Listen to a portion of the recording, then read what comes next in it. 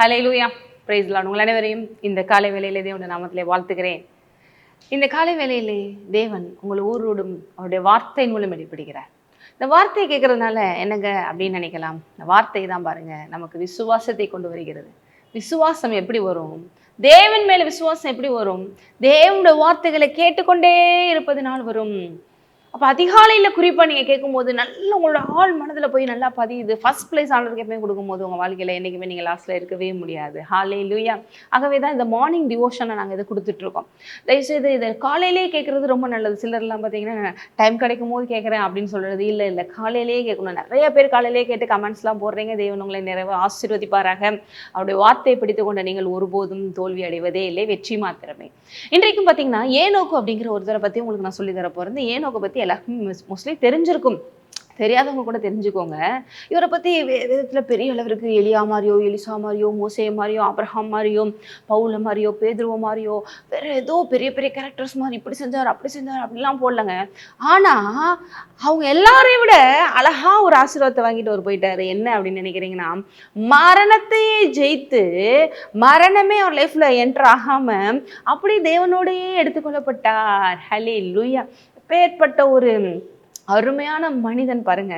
நம்ம நிறைய நேரம் பார்த்தீங்கன்னா நிறைய கேரக்டர்ஸை பற்றி நம்ம ஆலோசிக்கிறோம், பேசுகிறோம், அவங்கள பற்றி நம்ம டிஸ்கஸ் பண்ணுறோம், அவங்களோட வார்த்தைகளை நம்ம ரொம்ப அப்படியே உட்காந்துக்கிட்டு படித்து பார்க்குறோம். ஆனால் ஏனோக்கை பற்றி பெருசாக போடலை. ஆனால் ஒன்று அவர் செஞ்சது என்ன அப்படின்னா, தேவனோடே அவர் நடந்தார். இங்கே எபிரேயர்கள் ஆசிரியர் விசுவாச வீரர்கள் பட்டியலர் கொண்டு வரார். எபிரேயர் 11 பார்த்தீங்கன்னா 5 பாருங்க, விசுவாசத்தினாலே ஏனோக்கு மரணத்தை காணாதபடிக்கு எடுத்துக்கொள்ளப்பட்டான். ஹல்லேலூயா. இன்னைக்கு கூட லாஸ்ட் டேஸ்ல எத்தனையோ பேர் எடுத்துக்கொள்ளப்படணும்னு ரொம்ப தீவிரமா இருக்கிறாங்க. நம்ம எப்படி இருந்துருவோமோ, வந்துருவாரோ, ஒரு விட்டுட்டு போயிடுவாரோ. நீங்க ஏனோக்கு போல தேவனோட நெருக்கமா விசுவாசமா. விசுவாசனா என்ன, ஏதோ சும்மா நம்புறேன் அப்படி சொல்லிட்டு போறது இல்லைங்க. அவருடைய வாழ்ற வாழ்க்கை, அவரும் நீங்கள் ஒன்றாக இணைந்து வாழ்கிற வாழ்க்கை, வாக்கிங் வித் காட் என்று வேதம் சொல்லுகிறது. அவருடைய ஈச் அண்ட் எவ்ரி ஸ்டெப் உங்க லைஃப்ல அவருடைய டிராவல் பண்ற வாழ்க்கை. அவர் சொல்ற நீங்க கேட்டு எப்படி ஒரு மேய்ப்பனை ஆடு ஃபாலோ பண்ணிட்டு போது அந்த மாதிரி ஒரு வாழ்க்கை வாழும் பொழுது உங்களை எப்படி ஒரு மிஸ் பண்ண முடியும்? மிஸ் பண்ணாது.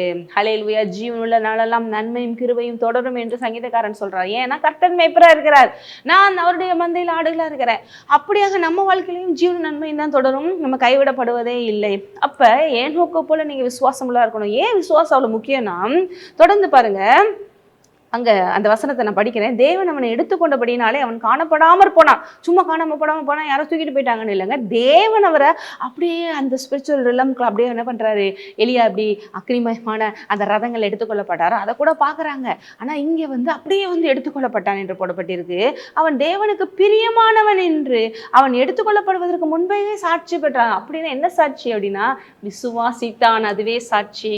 தேவனுக்கு பிரியமானவனா இருந்தான். எப்படி பிரியமானவனா இருக்க முடியும்?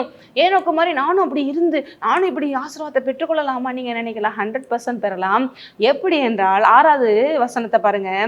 எப்படி பிரியப்படுத்தலாம், எப்படி பிரியப்படுத்தணும் பாருங்க. விசுவாசம் இல்லாமல் தேவனுக்கு பிரியமா இருப்பது கூடாத காரியம். அப்ப பிரியமா தேவனுக்கு நம்ம இருக்கணும்னா என்ன பண்ணணும்? அவரை முழு இருதயத்தோடு நம்ம விசுவாசிக்க வேண்டும். விசுவாசம்னா என்னது? நம்பப்படிகள் உறுதியும் காணப்படாதவைகளை குறித்த நிச்சயமா இருக்கிறது இல்லையா? அப்படி அவரை நம்பி அவர் சொல்றதை அப்படி கேட்டு அப்படி நம்ம செயல்படுத்தல இருக்கும் பொழுது அதுதான் வாக் வித் காட். அதுதான் அவரோட நடப்பது. அப்படி நடந்து கொண்டிருக்கும் போது தான் அவன் மரணமே இல்லாமல் ஸ்கிப் பண்ணி என்ன பண்றான், தேவனோட என்ட்ராகிறான். ஏனெனில் தேவனிடத்தில் சேருகிறவன் அவர் உண்டென்றும் அவர் தம்மை தேர்வுக்கு பலன் அளிக்கணும் என்று விசுவாசிக்க வேண்டும். இதுதான் விசுவாசம். அவர் இருக்கிறாரு, கண்டிப்பா செய்வாரு. அப்படிப்பட்ட விசுவாச உடையவர்களா நீங்க இருந்து அவர் சொல்றபடி கேட்டு போயிட்டே இருக்கீங்களா? ஏனோக்கினுடைய இந்த ஆசீர்வாதம் உங்களுக்கும் நிச்சயம், நமக்கு கண்டிப்பா இது பலிக்கும். ஜெபிக்கலாம். ஹல்லேலூயா. நன்றி தகப்பனே. இந்த அருமையான நேரத்தில் இந்த வார்த்தை கேட்ட ஒருவரையும் ஆசீர்வதிக்கிறேன். அப்பா, நாங்களும் விசுவாசத்திலே ஏனோக்கை போல இருந்து இடத்திலே ஆண்டவரே நாங்கள் வர எங்களை விட்டு கொடுக்கிறோம். இயேசுவின் நாமத்திலே ஆமென். நீங்கள் ஆசீர்வதிக்கப்பட்டவர்.